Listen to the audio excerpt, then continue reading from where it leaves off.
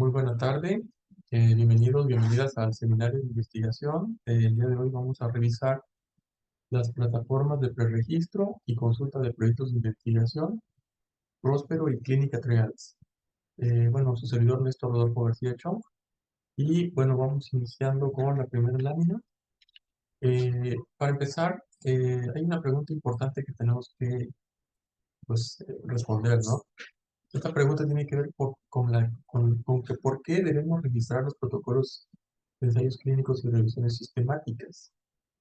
Fíjense que la Organización Mundial de la Salud, a través de sus comités de editores de revistas médicas, bueno, haciendo una revisión de cómo se daban estos procesos, concluyeron que era importante el establecer que los protocolos, y particularmente los ensayos clínicos y las revisiones sistemáticas, debían ser registradas en una plataforma que fuera una plataforma de acceso libre, donde se pudieran pues, registrar estos pues, protocolos, ¿no? Con el propósito de no solo de fomentar la transparencia, ¿no? En cuanto a la metodología, sino también de evitar sesgos y de hacer una especie de, bueno, de evitar pues, la duplicidad, ¿no? De estos estudios. Generalmente puede pasar, ¿no? Que tiene una problemática, dos instituciones, dos investigadores, dos médicos, etcétera, quieran hacer lo mismo, ¿no? Eso es muy frecuente, por eso mismo,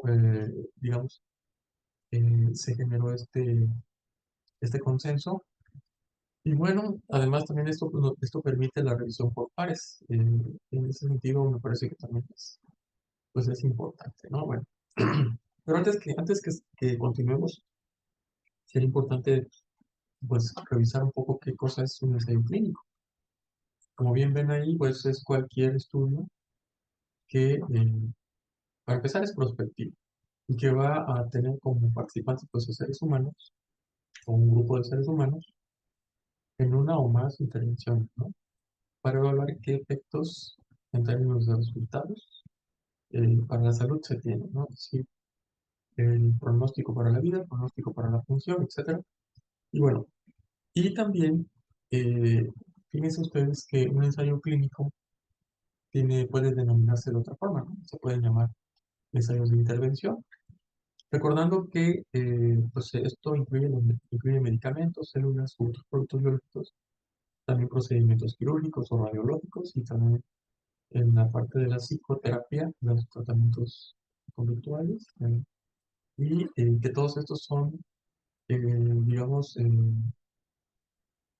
susceptibles de evaluarse, ¿no? O sea, cómo estaba la persona y qué efecto tuvo esa intervención que se tuvo desde el medicamento, desde la cirugía o desde la psicoterapia o terapia, ¿no?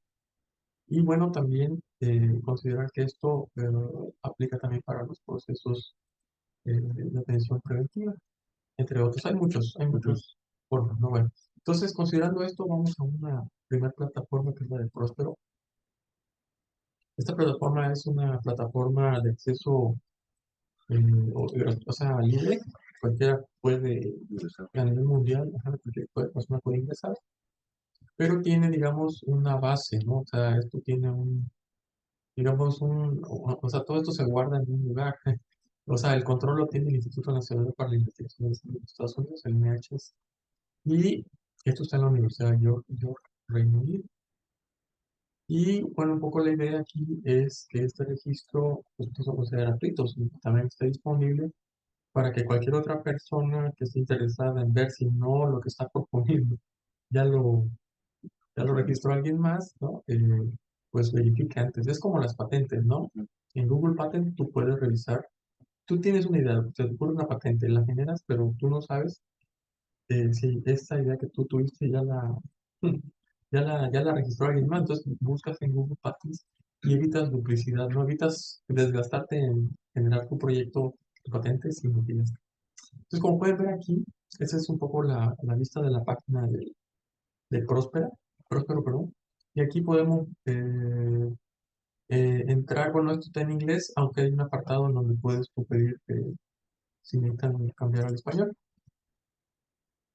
Y bueno, aquí hay otra pregunta ya dentro de Próspera. Fíjense, es un ejemplo, vamos a ver ahorita, no lo vamos a leer todo obviamente, pero vamos a ver un pequeño ejemplo bueno, más bien gran ejemplo, porque Ujú, ocupa varias láminas de lo que en un momento se registró ahí, ¿no? Entonces la pregunta era, ¿existe evidencia de que el entrenamiento de una sola extremidad de pacientes con EPOC o ICC tenga relación con la capacidad de ejercicio, la calidad de vida de la niña? Una revisión sistemática de ensayos controlados aleatorizados. Entonces, como pueden ver aquí, hay un apartado para la citación, donde vemos estos elementos, vemos digamos, el número de registro, ¿no? Que se genera automáticamente, y vemos ahí una dirección HTTP, etcétera, ujú. en donde ese registro queda ya guardado, ¿no? Entonces, la pregunta de revisión dice, ¿cuáles son los efectos del entrenamiento de una sola extremidad sobre la capacidad de ejercicio en pacientes con ICC? Y la pregunta de revisión quedaría así, bueno, las preguntas, porque son tres. ¿Cuáles son los efectos del entrenamiento de una sola extremidad sobre la capacidad de ejercicio en pacientes con EPOC o ICC? La segunda, ¿cuáles son los efectos del entrenamiento de una sola extremidad en la calidad de vida de los pacientes con EPOC o ICC? Y la tercera, ¿cuáles son los efectos del entrenamiento de una sola extremidad sobre la disnea en pacientes con EPOC o ICC? A partir de aquí entonces vienen las búsquedas, ¿no? Y lo que podemos ver aquí es que la idea sería buscar justo los ensayos relevantes, ¿no? Que están identificados a partir del registro de este en el registro Cochrane, que es una librería que es bastante amplia y que bueno, tiene, ya, ojalá que la podamos, todo eso, el Cochrane solo es una clase, ¿no? Ujú. Bueno, entonces una vez que se puede revisar en estas bases de datos, eh, después de esa búsqueda que se refiere aquí, hay que buscar en PubMed y eh, también se busca en bases de datos con incidencia, evidencia de fisioterapia, que es la PETRO, ¿no? Y bueno, para organizar esta información, que digamos en función de los artículos más relevantes, primero se realiza una búsqueda exhaustiva en términos de una especie de índice o malla. Digamos, tiene que contener los términos de texto libre de sinónimos. La estrategia de búsqueda, como aquí se refiere, se diseña a partir de la base de datos PubMed y se modifica para su uso en nuestras bases de datos. Esta búsqueda se hace de forma manual y con eso se generan las listas de los artículos relevantes. Una vez que se encuentra, se buscan las listas de referencia y a partir de ahí se generan con un listado de los estudios primarios. Antes de llevar a cabo una revisión sistemática, es importante que se pueda hacer la búsqueda en la base de datos de resumen de previsiones de efectos, el DARE, con el propósito de también de no caer en una duplicidad de alguien que ya hizo esa revisión, ¿no? Y, pues, sobre todo para verificar si no solo alguien ya lo hizo, sino que hasta lo publicó, ¿no? Y Ujú. uno todavía está como iniciando. Adelante, adelante, Nada más, voy a rapidito a la puerta porque adelante. está Nestlé y ahorita regreso. Estamos grabando, sin problema. Adelante. Bueno, entonces, como decíamos aquí, es todo un proceso, ¿no? Esto obviamente que requiere tiempo, requiere primero, digamos, identificación del problema que se quiere resolver, pero también, de ser posible, requiere de un equipo de personas que pudieran ayudar a apoyar, digamos, pues en esta tarea, ¿no? El proceso de búsqueda y sus resultados van a documentarse y este documento va a incluir el nombre de la base de datos buscada, va a incluir también el nombre del proveedor del sistema y la base de datos que se utilizó, la fecha en que se ejecutó la búsqueda, los años que se abarcó en esa búsqueda y la estrategia que se ocupó, ¿no? En términos de resultados por término de búsqueda, fecha de búsqueda y número de artículos recuperados. Ahora bien, aquí tenemos otro apartado que son los tipos de estudios a incluir. Como pueden ver ahí, se sugiere incluir únicamente los ensayos controlados aleatorizados. Generalmente estos están publicados en inglés y, bueno, eso eh, por un lado tiene una ventaja y por otro otra, ¿no? En nuestro caso que estamos aquí con más español que inglés, pues implicará seguramente checar algunos términos técnicamente, términos técnicos científicos, metodológicos que quizá no conozcamos y bueno, pero sí nos podemos, digamos, familiarizar con ellos, ¿no? Se van a excluir los estudios no publicados, obviamente, y los estudios en curso o los estudios con un solo resumen disponible. También se van a excluir los estudios en los que los participantes no hayan sido asignados aleatoriamente y los estudios sin comparaciones estadísticas entre grupos. Aquí lo importante es que no se impondrán restricciones con respecto a la fecha de publicación. Y bueno, la condición o dominio de estudio, ¿no? Aquí, por ejemplo, se puede ver cómo a partir de, bueno, este es el ejemplo, ¿no? El EPOC y la ICC son dos enfermedades que han sido estudiadas ampliamente por varios países, por los investigadores, pero que hay algunos elementos como por ejemplo la intolerancia al ejercicio, como el factor discapacitante que es clave en la EPOC, o una disminución de la capacidad de ejercicio, la fatiga en las piernas, la disnea, entre otros síntomas notificados con mayor frecuencia, ¿no? Por ejemplo, aquí tenemos también el incremento en la disnea durante la actividad física, que se va a asociar con la calidad de vida. Y de esa manera ahora, si vemos la insuficiencia cardíaca crónica, que sería la otra enfermedad que se estaría investigando, entonces con EPOC, aquí lo que veríamos es que el hacer ejercicio pues, va a tener un impacto en la calidad de vida, sin duda. Pero además, estos pacientes tienen síntomas muy similares y estos, digamos, se trata de una limitación de la capacidad ventilatoria, ¿no? Y una limitación también en el aspecto circulatorio. Sin embargo, la consistencia de POC y de la insuficiencia cardíaca crónica pues va a ser común y que se encuentra aproximadamente entre el 20 y 30% de los pacientes con EPOC y con insuficiencia cardíaca crónica. Entonces, se ha demostrado que estos pacientes desarrollan alteraciones musculares esqueléticas muy parecidas y que la capacidad reducida del ejercicio en ambos pacientes pues tendría una explicación en el desgaste y la debilidad muscular observados en ambos trastornos, ¿no? Acuérdense que también la pérdida de masa muscular esquelética y la atrofia muscular va a condicionar importantes implicaciones clínicas y terapéuticas, ya que pues se ha demostrado que la atrofia muscular esquelética va a contribuir a la fatiga muscular durante un ejercicio y sobre todo en estos pacientes, ¿no? Y bueno, respecto a los participantes de la población, se incluyen los participantes de 18 más con este diagnóstico y los criterios GOLD serían aquellos que tienen que ver con el volumen respiratorio forzado, la capacidad vital forzada, entre otros, ¿no? No vamos a leer todo, pero bueno. Entonces, es un ejemplo. Las intervenciones también se van a incluir estudios que examinen el entrenamiento en una sola extremidad, ya sea supervisado o no supervisado. Si es posible, perdón, se registrarán estos componentes de los regímenes de ejercicio en una sola extremidad por intensidad, frecuencia, duración y tipo. El entrenamiento de una sola extremidad se define como cualquier intervención de ejercicio, fuerza o resistencia que utilice una masa muscular más pequeña simultánea en una forma, digamos, una vez a la vez, ya sea el brazo o la pierna. Y bueno, básicamente es eso. Comparadores y controles en esta revisión sistemática se incluirán estudios que comparen regímenes de ejercicios de una sola extremidad con cualquier intervención, ninguna intervención o intervenciones placebo. No serán exclusiones con respecto al comparador utilizado. Respecto al contexto, no se impone ninguna exclusión de estudios con respecto al entorno. Y bueno, respecto a los principales resultados, tenemos aquí los cambios en la capacidad de ejercicio máxima y o funcional. Tenemos la capacidad de ejercicio, los metros recorridos, la función muscular, la calidad de vida. Como pueden ver, esto es bastante pues, extenso, ¿no? O sea, se requiere tiempo para responder cada una de las categorías que se pretenden analizar. Y respecto a las medidas de efecto, en esta revisión sistemática se utilizará la evaluación de resultados inmediatamente después del final del periodo de intervención. En cuanto a resultados adicionales, aquí se tiene como la disnea, ¿no? Por ejemplo, la medida de Word, CR10 o escala RAS.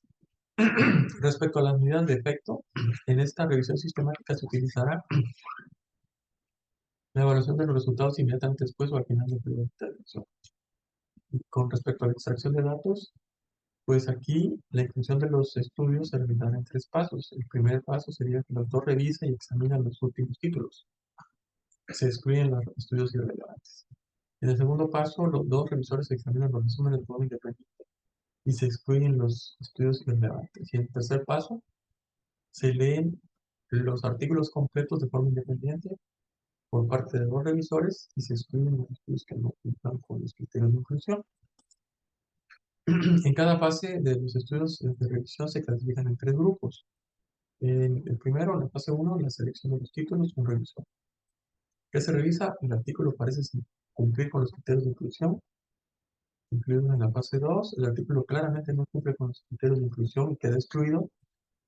O en caso de no estar seguro, el artículo se incluye en la fase 2. Ahora bien, en la fase 2, el examen de los resúmenes, los revisores, el artículo parece cumplir con los criterios de inclusión, se incluye en la fase 3. El artículo claramente no cumple con los criterios de inclusión y queda excluido. Y en el caso de no estar seguro, el artículo se incluye en la fase 3. Y en la fase 3, el examen individual del artículo de texto completo en la decisión de inclusión se tomará por ambos revisores. Y, digamos, el inciso D, si la respuesta es sí, el artículo cumple con todos los criterios de inclusión según los revisores, incluye la revisión sistemática. Si el artículo es no, el artículo claramente no va a cumplir con sus criterios y de inclusión según ambos revisores y se excluye. Y aquí ponen un otro elemento que dice tal vez. Si no se está seguro, si solo es un revisor el que ha respondido afirmativamente al artículo, se tomará una decisión mediante un debate entre los revisores. Si continúa el desacuerdo, hay que incluir un tercer revisor para que desempate, ¿no? La concordancia entre estos evaluadores se evaluará matemáticamente con el estadístico kappa y se revisarán las concordancias también entre las evaluaciones y la identificación de posibles duplicados. Lo que se está buscando es aquí dirimir, ¿no? la, la diferencia que pudiera tener entre los revisores para poder definir si la revisión sistemática a partir de este formulario estandarizado cumple con los requisitos antes mencionados. Entonces los desacuerdos se resuelven por consenso y cuando sea posible, y como decíamos, se considera un tercer revisor. Y bueno, para evitar los duplicados y minimizar el riesgo de resultados sesgados, hay que revisar lo siguiente. Los datos recopilados se incluyen información sobre las características del estudio, se consideran, bueno, todos los datos que vienen ahí, y los resultados se presentan de acuerdo a las directrices de GRADE, ¿no?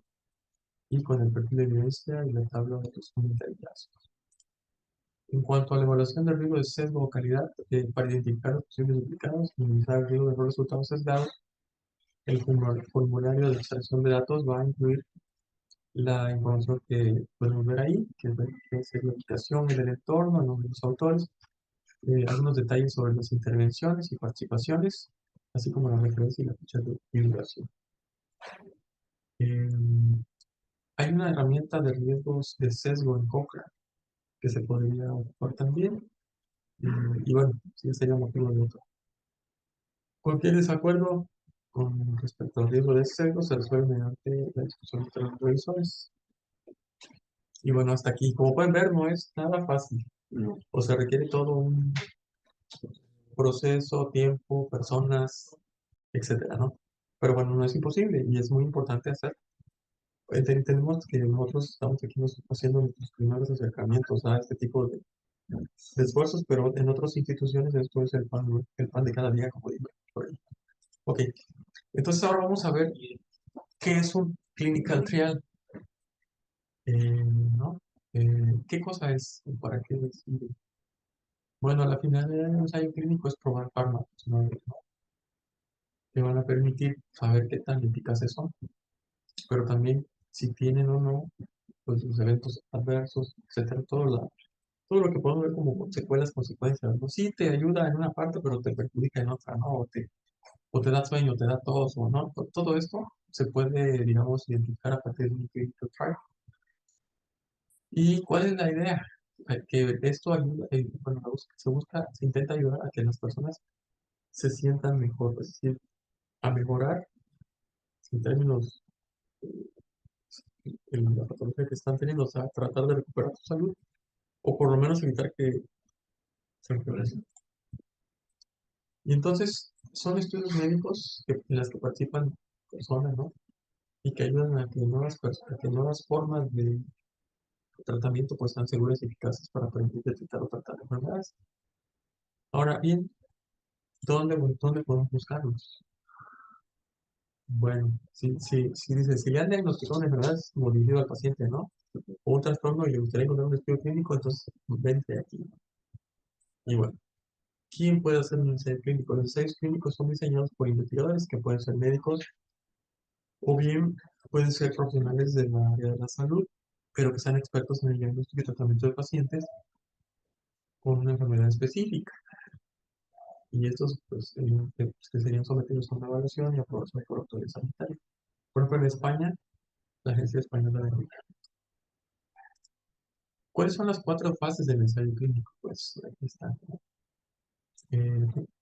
Aquí se comprobó. Bueno, primeramente, eh, quienes primero tú detectas al paciente, lo invitas, porque no puedes tomarlo. Tienes que hacer una invitación, si ellos deciden.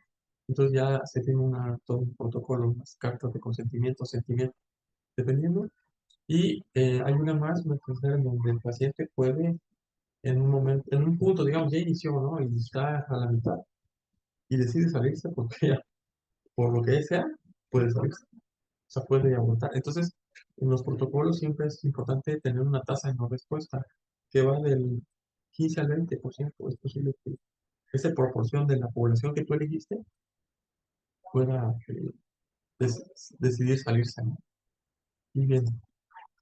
Bueno, aquí viene esta parte que me llamó la atención, que quería yo mostrárselo, ¿no? Que hay un pago, ¿no? O sea, cuando hay proyectos de investigación que son avalados, por ejemplo, por CONACYT, es decir, tú haces una especie de desglose financiero de lo que costaría tu estudio. Incluyes pruebas de laboratorio, o sea, todo lo que vas a ocupar, pero también incluyes al personal que va a estar, por ejemplo, en el caso tuyo, ¿no? Si van a participar en uno de estos protocolos y van a enfocarse a estar al pendiente del paciente o de los pacientes que están en el protocolo, pues tendrían que estar eh, ganando estas cantidades, ¿no? Son estimaciones, ¿no? Muy bien. ¿Cuánto dura un ensayo clínico? Pues este es el ejemplo, ¿no? No son, no son de un año, no son de 2 años. Incluso seguramente estas personas que apoyaron solo fueron 3 años, 4 años, tienen que contratarse nuevas personas, porque son varias fases. Entonces, en ese sentido, pues se puede llevar hasta 10 años, 7, 8 años. Y bueno, respecto a que para qué o por qué sería importante hacer ensayos clínicos, pues esto tiene que ver con que tenemos que buscar la prevención y la detección, ¿no? O sea, nuevas formas de detectar enfermedades y de tratarlas. Recordemos que la investigación justamente, digamos, la más importante contribución que la investigación tiene es justamente el modificar el cómo hacemos las cosas hoy. Es decir, si nosotros recibimos pacientes con diarrea y nos quedamos atendiendo las diarreas y no vemos por qué, pues hay que salir del hospital y ver qué está pasando afuera, vamos a seguir recibiendo ese nuevo antibiótico. Entonces también tenemos que tener un personal que haga búsqueda intencionada de casos. Por ejemplo, cuando empiezan a llegar leucemias y empezamos a detectar que la estadística de leucemias en los altos de Chiapas se empieza a incrementar y que San Juan, Cacuc y Sinacantán, donde hay más, ¿cómo dicen? No por mi casa, no pasa por mi casa. ¿Qué tenemos que hacer? Bueno, sí, seguir recibiendo los que ayudamos, pero vamos a ver qué está pasando. ¿Por qué están viniendo de esos dos municipios tanto, ¿no? ¿Y cómo se hace esto? Bueno, se llega a la casa y una vez que identificas el caso de desconocer, ahí mismo se pregunta, ¿no? Oiga, señora, ¿ha escuchado de algún otro paciente que esté con el mismo? No, que sí, el de enfrente, o ya se murió. Ahora, entonces justo ahí mismo te desplazas, vas y buscas.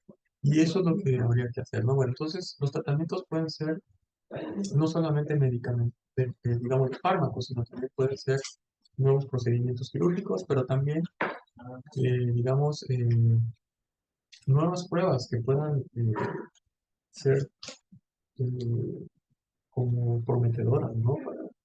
Para evitar que el paciente pues continúe enfermo, recupere su salud o bien por lo menos no se siga deteriorando. ¿Y qué pasaría si no tuviésemos ensayos clínicos? Pues aquí están, ¿no? No tendríamos suficientes pruebas para saber qué tan eficaz es un tratamiento y de ahí la importancia de hacer los ensayos clínicos. ¿Sí? Y bueno, eh, aquí les puse este video.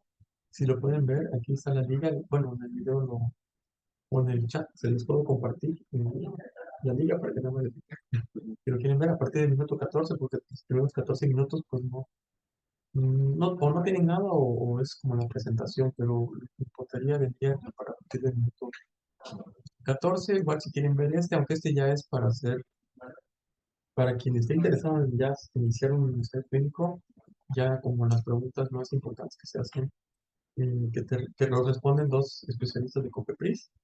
Me parece interesante, igual se los puse pues si lo quieren ver. Y bueno, básicamente sería, wow, todo. No sé, bueno, hasta aquí dejamos la sesión. No sé si tienen algún comentario, alguna pregunta. Sé que, bueno, tú llegaste. Sí, un poquito tarde, pero le Ah, cargué bueno, al final ok, de cuentas. por Mi dos. pregunta ahí es de que esto de los clínicos atrás está más orientado como a medicamentos. Digamos que sí.